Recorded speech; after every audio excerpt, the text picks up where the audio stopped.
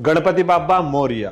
क्या आप लोग भी आज बिना पूरी जानकारी के अपने घरों में भगवान श्री गणेश जी की मूर्ति की स्थापना करने जा रहे हैं? क्या आपको पता भी है कि जिस मूर्ति की आज आप स्थापना करने जा रहे हैं वो किन पदार्थों से मिलकर के बनी है? जिन मूर्तियों को आज के दिन हम अपने घरों में स्थापित करते हैं और उनका विसर्जन करते हैं, दरअसल वो मूर्तियां पीओपी यानी कि प्लास्टर ऑफ पेरिस से बनी होती है, जिस पीओपी में कैल्शियम सल्फेट और एस्बेस्टस नामक केमिकल मिला होता है। अब ये पीओपी इतना खतरनाक होता है कि ये पानी में भी नहीं घुलता और उल्टा पानी को और दूषित कर देता है। और अगर पीओपी मिला पानी कोई व्यक्ति पी ले तो उसके फेफड़े तक खराब हो सकते हैं, उसको चर्म रोग हो सकता है, स्किन डिजीज हो सकती है और तो और उसको कैंसर तक हो सकता है। वहीं अगर ये पीओपी वाला पानी अगर कोई जीव पी ले तो उसकी ये आहार नली में जाकर के जम जाता है, जिसके बाद उसकी मौत तक हो जाती है। अब आप खुद सोचिए कि जिस प्लास्टर ऑफ पेरिस का उपयोग भगवान जी की मूर्ति बनाने में किया जा रहा है और उस मूर्ति को जब विसर्जित किया जाएगा तो पानी कितना दूषित होगा। तो अब जो मूर्ति हमने पूजा के लिए बनाई है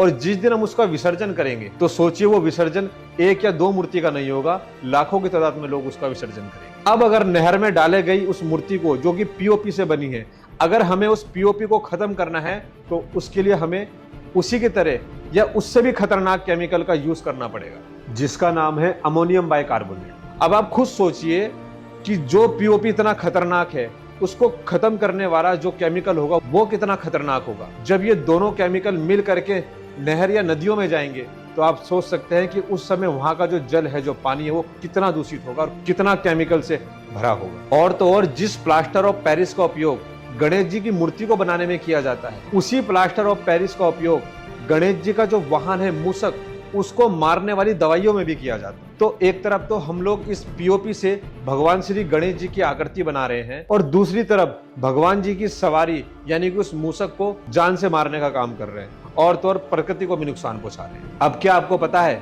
कि प्राचीन काल में भी जो हवन स्थल हुआ करते थे उनको गोबरों से लेपा जाता और आज भी भारत के कई ऐसे गाँव हैं जहाँ की घरों की दीवारों को और फर्श को गोबर से लेपा जाता है, क्योंकि गोबर की लिपाई करने से घरों में मक्खी मच्छर नहीं आते थे और ना ही चर्म रोग हुआ करते। तो अब आप बताइए कि चर्म रोग फैलाने वाले उस पीओपी से बनी मूर्ति की स्थापना करनी चाहिए या फिर चर्म रोग से बचाव करने वाले उस गोबर से बनी मूर्ति की स्थापना करनी चाहिए। इसलिए एक जागरूकता अभियान के तहत हम लोगों ने इको फ्रेंडली गणेश चतुर्थी का श्री गणेश करने का संकल्प लिया और इस संकल्प को उन सभी मूर्तिकारों तक पहुंचाने की कृपा करें ताकि आप और हम मिल करके अपने पर्यावरण को और सभी जलीय जीवों को बचा सके। तो आप सभी इस गणेश उत्सव के मौके पर अपने अपने घरों में गोधन यानी कि गोबर से बनी भगवान श्री गणेश जी की आकृति को स्थापित करें। तो आप सभी को दून एनिमल वेलफेयर परिवार की ओर से इको फ्रेंडली गणेश महोत्सव की हार्दिक शुभकामनाएं। गणपति बाप्पा मोरया।